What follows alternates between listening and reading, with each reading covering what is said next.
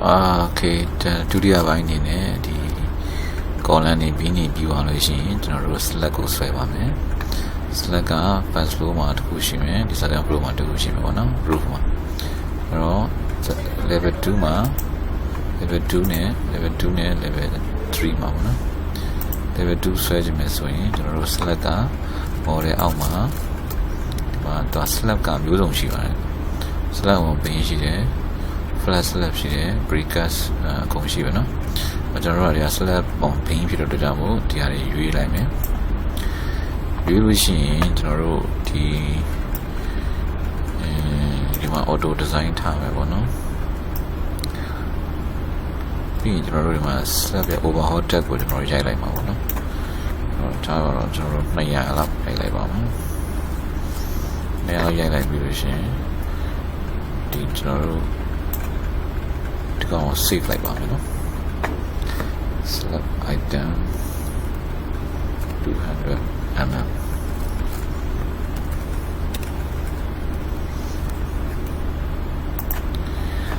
Rồi, đi màပြန်ဖော်ပါမယ် slab ဆွဲမယ်ဆိုရင်slab ကဒီမှာသူကဒီမှာဘေးကိုဖွင့်ထားရဲဆိုလို့ရှိရင်သူတစ်ချက်နှိပ်လိုက်ရင်ဒီမှာ slab တစ်ချက်ပေါ်ပါတယ်တကယ်လို့ကိုကဒီလို selection နဲ့ရွေးလိုက်ရင်လည်းရပါတယ်နော်ဒါဆိုရင်တော့ဒါ select ပြီးသွားတယ်ပေါ့နော်တက်လေပဲပေါ့အဲ့တော့ကြည့်ချင်တယ်ဆိုရင်ဒီမှာကြည့်လို့ရပါတယ် select တက်လေပဲပြီးသွားပါပြီroof level ဆိုလို့ရှိရင်လည်းခုနကတော့ဒီမှာဆိုရင်ပြန်ရွေးရပါမယ်ဒီက900ဒီမှာတော့တစ်ခုလည်းရှိလို့ပေါ့နော်ကိုဆွဲခြင်းတဲ့ဟာတကယ်လို့3 5ခုရှိရဆိုရင်တော့ကိုဆွဲခြင်းတဲ့ဟာကိုရွေးပေါ့နော်အဲ့တော့နောက်တစ်ခုကကျွန်တော်တို့ဒီကောင်ကိုဖြုတ်လိုက်မယ်ဆိုလို့ရှိရင် continuous ကိုဖြုတ်လိုက်မယ်ဆိုလို့ရှိရင်sorry ကျွန်တော်ရွေးတာမှားသွားပြီ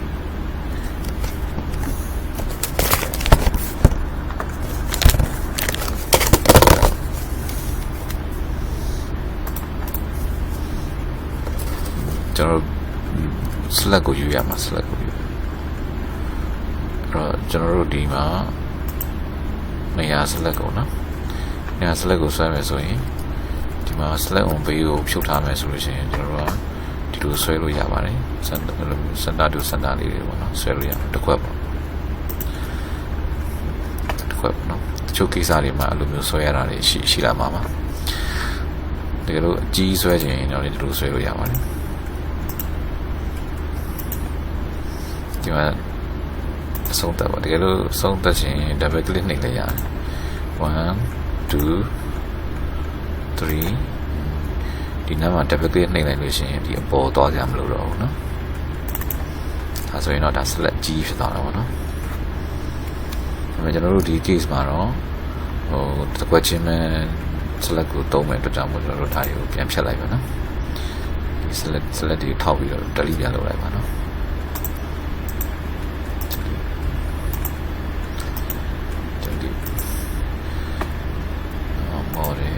slab ကျွန်တော်တို့ဒီကောင်ပဲသုံးပါမယ်နော်တစ်ခွက်ချင်းဒီလို window ခတ်လိုက်ရင်လည်းရတယ်နော် window ခတ်လိုက်ရင်လည်းရတယ်နော် okay ဒါဆိုရင်ကျွန်တော်တို့ဒီ 3D နဲ့ကြည့်လိုက်မယ်ဆိုရင်သုံးသက်လုံးပြီးသွားပြီပေါ့နော်အဲ့တော့ဒီ slab လည်းပြီးသွားပြီဆိုရင်ကျွန်တော်တို့ loading ထည့်မယ်ပေါ့နော်loading ကတော့ကျွန်တော်တို့SD ရဲ့အနေနဲ့5 kN per meter square နဲ့ live load နေနဲ့ကျွန်တော်3 kN per meter square ထည့်လိုက်မယ်နော်အဲ့တော့ကျွန်တော်တို့ first flow မှာ set ထည့်မယ်ဆိုရင် first flow ကိုထောက်မယ်ပြီးလို့ရှိရင်ကျွန်တော်တို့ဒီ loading tab ကိုသွားမယ်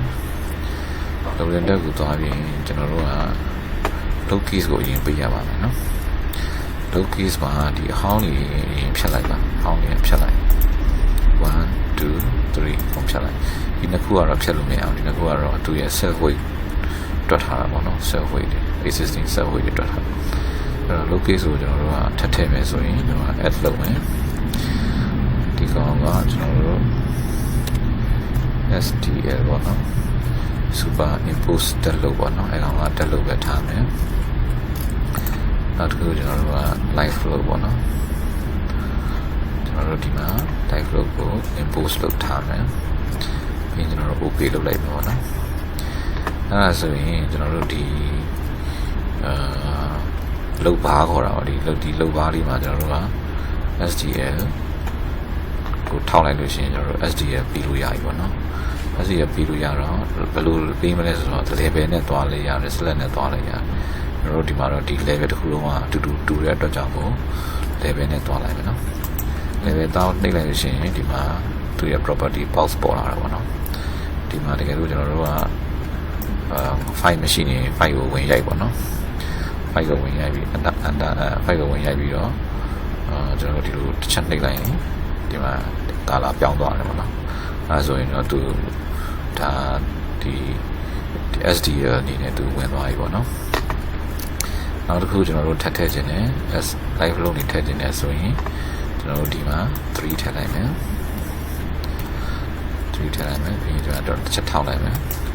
အဲဆိုအရောင်ပြောင်းသွားတယ်နော်အရောင်ပြောင်းလဲဆိုတော့ဝင်သွားပြီပေါ့နော် okay ဒါတကယ်လို့ escape နေခြင်းနေခြင်းရင်ကျွန်တော်တို့ double right click ကို double နှစ်ခါနှိပ်လိုက်ပေါ့နော်ရပြီအဲ့တော့ဒီကောင် loading ဝင်သွားပြီပေါ့နော်ဒီဘက်ဘေးကအားလေးကအားကြရင် auto hide ဒီမှာ auto hide လေးလုပ်လို့ရတယ်ပေါ့နော်ဒီကောင်က sync content လို့ခေါ်တယ်နော် sync ပေါ့နော်ကျွန်တော်တို့ရုပ်ရှင်ရိုက်တဲ့ night scene တို့ day scene တို့အဲ့ sync ပေါ့နော် sync ဆိုတာဒီအတန်းတော့တာ sync content ကိုအဲ့တော့အမြင်နဲ့ပေါ်ခြင်းထားခြင်းတော့ဒီကောင်လေးကို top လေးကိုပင်လောက်လိုက်ရတယ်ပေါ့နော်အဲ့ဒါဆိုအမြင်နဲ့ပေါ်တယ်ဒါလို့ကိုက screen သေးတယ်ဆိုလို့ရှိရင်တော့ဒါဟိုဖြုတ်လိုက်ပေါ့နော်ဒါဆိုရင်တော့ auto ပြုတ်သွားလိုက်မှာပေါ့နော်အဲ့လိုမျိုးအဲ့တော့ဒီမှာကျွန်တော်တို့တော့ပေါ်လာမယ်ဒီမှာဘာလေးဘာသိရမလဲဆိုတော့ဒီမှာကျွန်တော်တို့ကဒီကောင်က grid line လေးပေါ်ခြင်းဒီလိုပေါ်ရရတယ်နော်ဖြောက်ခြင်းနဲ့ဖြောက်လို့ရတယ်နောက်ကျွန်တော်တို့ dimension တော့မရှိသေးဘူးပေါ့နော် number ဆိုလို့ရှိရင်ကျွန်တော်တို့ဒီဘင်းနေ column တွေပျောက်သွားမှာပေါ့ 3D မှာဆိုပိုသိတာအခု number ဆိုလို့ရှိရင်ပျောက်သွားတယ်နော် 3D မှာဆိုဒီကောင်ကပေါ်တဲ့ဟာပေါ့နော်ကိုလိုချင်တဲ့ဟာကြီးပေါ်တာပေါ့အဲ့တော့ select ဆိုလို့ရှိရင်ဒါ select ပျောက်သွားပြီပေါ့နော်ဒီမှာ select မရှိတော့ပြန်ပေါ်ခြင်းပြန်နှိပ်လိုက်ပေါ့နော်ပြန်ပေါ်လာနော်အဲ့လိုပဲတခြားဟာတွေရှိတယ်လောလောဆယ်ဒီမှာကျွန်တော်တို့ loading ပေါ့နော် loading ပေါ်ထားလို့ရှိရင် loading ကကျွန်တော်တို့ဒီအောက်မှာ geometry ဆိုတာရှိရင် geometry text ကိုပေါ်လိုက်ရင်ကျွန်တော်တို့အမှ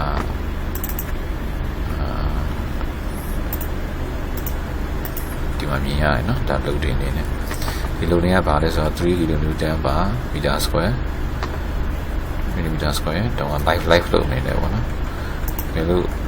SDL ဆိုလို့ရှိရင်ဒီမှာ5 kN/m² ပေါ့နော်ဟုတ်ပြီနော်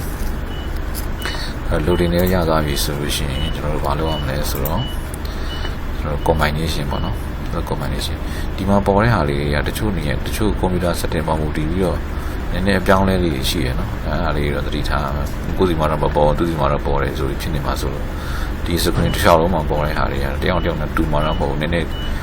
ကွန်ပျူတာ resolution ပေါ်မှာလည်းမူတည်ပြီးတော့အကြီးသေးလေးတွေဖြစ်သွားလိမ့်မယ်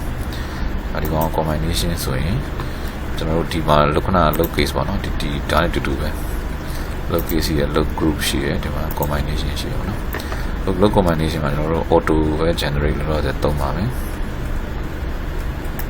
ကျွန်တော် generate လုပ်လိုက်လို့ရှိရင်ဒီကောင်ကတော့ euro code ပေါ့နော် euro code ရဲ့ combination ပေါ့ဒီ table A1.2 သုံးတာပေါ့နော်ကျန်တဲ့ဒီဟာလေးတွေကတော့ခဏဖြုတ်ထားလိုက်ဒီတခြား log case တွေကဖြုတ်ပြီးတော့ကျွန်တော်တို့ finish လုပ်လိုက်မယ်เนาะအဲဆိုဒီမှာဒီ log case နှစ်ခုထွက်လာမှာပေါ့နော် log case နှစ်ခုထွက်လာမယ်ကျွန်တော်တို့ okay ပဲတောင်းလိုက်မယ်ပြီးလို့ရှိရင်ကျွန်တော်တို့က model ကို validate လုပ်ရမယ် model validate လုပ်တယ်ဆိုတာဒီမှာ validate က model validate လုပ်လို့ရှိရင်ဒီမှာ model geometry ဒီမှာစိမ့်နာမစိမ့်နာဆိုပြီးလာပြတယ်ဒီမှာဆိုရင်အစိမ်းလေးတွေချစ်မှန်ချစ်အစိမ်းလေးတွေဆိုလို့ရှိရင်ဒါဆိုရင်ကျွန်တော်တို့ဒါ model က okay တယ်ပေါ့နော်ဒီလိုကိုကတခုခုမှားနေတယ်ဆိုလို့ရှိရင်ဒီ model မှာအနီး cross တွေပြလိုက်မှာပေါ့နော်အကြိုင်တော့ရှင်းရမှာပေါ့ဘယ်လိုလဲဆိုတော့အဲ့ဒါကအမြဲတမ်းကို member တခုကိုချိန်တာလို့ပြူတာလို့အသစ်ဆွဲတာလို့ဆိုရင်အမြဲတမ်းဒီ model ကို validate လုပ်ရပါမယ် နောက် design မ run ခင်မှာလည်း validate လုပ်ပါမယ်နော်အဲ့တော့ပြီးလို့ရှိရင် analysis ပဲလုပ်ချင်တယ်ဆိုလို့ရှိရင်ကျွန်တော်တို့ဒီမှာ analysis လုပ်လို့ရပါတယ် analysis လုပ်လိုက်မယ်နော်လုပ်လိုက်မယ်ဆိုရင် analysis ကိုကြည့်လိုက်မယ်ဟုတ်ပြီပြီးရင်တော့ analysis လုပ်ပြီးတော့ကျွန်တော် design တန်းသွားမယ်ဆိုလို့ရှိရင်ဒီမှာ design မှာကgravity ရှိရယ် static ရှိရယ်ဒါကတော့အနေပေါ့နော် steel နဲ့သွားတာပေါ့နော်ဒီကောင်ကျတော့ concrete ပေါ့ဒါဒီအောက်မှာဘားလေးရှိဒါလေးကြည့်ရမယ် analysis and design steel analysis and design concrete analysis and design all တကယ်လို့ steel ဆိုကြတွေပါလို့ရှိရင်တော့ကျွန်တော်တို့တရားတောင်းမှာပေါ့all လုပ်လိုက်မှာပေါ့နော်တကယ်အခုကတော့ concrete ကြီးပဲရှိရဲဆိုတော့ဒီ design concrete static ဆိုရပါပြီတကယ်လို့ gravity ပဲလိုချင်တယ်ဆိုရင် gravity လုံးနေပဲဒီမှာထောက်ကြည့်လိုက်ရင်ပေါ်တယ်ဗျာဒီလားဒီအောက်မှာလေးသူ့အောက်မှာ box လေးပေါ်တယ်ထောက်လိုက်ရင် box လေးပေါ်တယ်အဲ့ box လေးဖတ်လို့ရလေ့လာလို့ရပါတော့အခုကိစ္စကတော့ကျွန်တော်တို့ဒီမှာ design concrete static နဲ့ပဲသွားမယ်အဲ့ဆိုရင်ဒီမှာက Myanmar တွေအကုန်လုံးကတော့စိတ်နေပေါ့နော်စိတ်နေဆိုတော့အကုန်လုံးဒီမှာ pass ဖြစ်တယ်ပေါ့နော်ဒီမှာ face ဆိုရင်တော့အညီလာပါမယ်နော်အဲ့တော့ design ဒီ Myanmar တွေဘေးနေ pass ဖြစ်တယ်ပြီးရင်ကျွန်တော်တို့ဘာဆက်လုပ်မလဲဆိုရင် select ကိုဆက်သွားမယ်နော် design select ပေါ့ design select ကိုဆက်သွားမယ်design select ကလည်းဒီမှာအကုန်စိတ်ပါတယ်နော်အဆင်ပြေတယ်ပေါ့နော်အဲ့ဒါပြီးလို့ရှိရင်ဘာသွားမလဲဆိုရင်ကျွန်တော်တို့ foundation သွားမယ်ပေါ့နော် foundation မှာကြတော့ foundation ကလုံးမှာကြတော့ back base ရှိတယ်ကျွန်တော်တို့ strip base ရှိတယ်ပိုင်းရှိတယ်ပေါ့နော်အဲ့တော့ကျွန်တော်တို့လောလောဆယ်တော့ဒီ back base နဲ့တော့မှာ back base ကိုကျွန်တော်တို့နှိပ်လိုက်မယ်ဆိုရင်ကျွန်တော်တို့အောက်ခြေက14လေးတွေပေါ့နော်အဲ့ဒါလေးတွေရဲ့ဟိုtime machine ကျွန်တော်တို့ jamming ပေးရမယ်ဒီမှာကျွန်တော်2300လောက်ပေးလိုက်ပါ1400လောက်ပေးလိုက်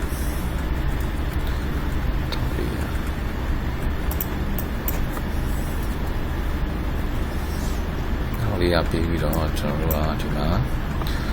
ဒီ auto design tab ဒီမှာ auto design size ဒီမှာ auto design sorry minima ဆိုတာရှိအဲ့တော့ select သူကဘာလဲဆိုတော့ဟို design အနေနဲ့စဉ်းစားတာကဟိုအစလေးစဉ်းစားတော့เนาะအဲ့စချင်းအနည်းဆုံးကနေစစဉ်းစားပါเนาะ current နဲ့current နဲ့ minima နဲ့နှစ်ခုရှိတယ်ပေါ့နော်ဒါစချင်း current ကနေစစဉ်းစားခြင်းလို့ရှိရင်တော့ current ကိုပြောင်းပါတော့တကယ်လို့ကျွန်တော်တို့အခုကတော့ဒီမှာ minima ပဲသွားမှာနော် okay ထားပြီးလို့ရှိရင်ကျွန်တော်ဒါကို save လုပ်လိုက်မယ်နော် save လုပ်လို့ရှိရင် back page 1ပေါ့နော်ထားလိုက်ပါပြီးရင် okay နှိပ်မယ်ပေါ့နော်ပြီးရင်ကျွန်တော်တို့ဒီဟာ level 1မှာထည့်ထားမဲ့အတွက်ကြောင့်ဒီမှာကျွန်တော်တို့ back page ကိုထည့်ရမယ် back page ကိုပြန်နှိပ်မယ်နှိပ်ပြီးဒီမှာကျွန်တော်တို့ခဏတော့ save လုပ်ထားတဲ့ဟာကိုပြန်ပေါ်လိုက်ပြီးရင်ဒီမှာတစ်ခွက်ချင်းနှိပ်လိုက်နော်တကယ်လို့အကုန်လုံးကအတူတူပဲလို့ယူဆရဲဆိုရင်တော့အကုန်လုံးကတူတူလုပ်လိုက်တဲ့ရတယ်နော် window နဲ့အဲဒါဆိုရင်ဒီ foundation ရမယ်ပေါ့နော်အဲ့တော့ပြီးလို့ရှိရင် foundation design မှာဘာလုပ်ရမလဲဆိုလို့ရှိရင် foundation ကိုပြန်သွားပြီး design back page ဆိုပြီးတော့လုပ်ချလိုက်ဟုတ်ပြီအဲ့ဆိုရင်ဒီမှာကြည့်လိုက်သူရဲ့လောက်ခံစားမှုတဲ့ပုံမူတည်ပြီးတော့အကြည့်အသေးကြီးဖြစ်နေတယ်ပေါ့နော်နောက် lesson မှာကျွန်တော်တို့ဒါကိုအကုန်ပြန်ပြောင်းမယ် site တူပြန်ပြောင်းမယ်ပေါ့နော် practically မှာဆိုရင်တော့ဒါရဲ့မဖြစ်သင့်ဘူးကြည်သေးပိုင်းဆိုတော့လုံးဝလိုက်ခက်တယ်ဆိုတော့အကုန်လုံး site တစ်ခုလည်းပဲလုပ်လိုက်မယ်ပေါ့နော်တူတဲ့ဟာတွေဒီမှာတကယ်ဆိုရင်ကြည့်လိုက်ဒီမှာလဲရဲ့ဟာတွေကပို့ပြီးတော့လောက်ခံစားရတဲ့အတွက်ကြောင့်ကိုသူက site ကြီးရယ်အပြင်ရဟာတွေဆိုရင် site သေးတယ်ပေါ့နော်